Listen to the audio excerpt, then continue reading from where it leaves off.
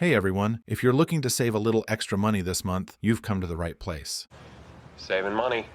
Today, I'm sharing 3 super simple ways you can save $100 over the next 30 days. No drastic changes, no complicated strategies, just easy tweaks anyone can make. Is this some new kind of strategy? Let's dive in. First up, cut just one subscription service.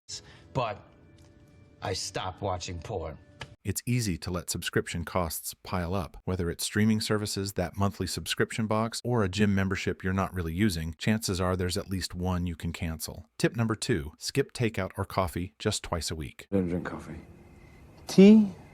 We all love our convenience food and coffee runs, but they can add up fast. If you're spending $10 to $15 per meal or coffee run, skipping just 2 of those a week will save you $20 to $30. Multiply that by 4 weeks, and you're looking at $80 to $120 saved in a month. Last but not least, unplug those energy vampires. Wait, It's unplugged. Electronics like phone chargers, gaming consoles, and kitchen appliances still use electricity even when they're off or in standby mode. Unplugging these can reduce your energy bill by around $10 to $20 a month, depending on how many devices you have plugged in all the time. And there you have it, 3 simple ways to save $100 this month. But that's all. That's all.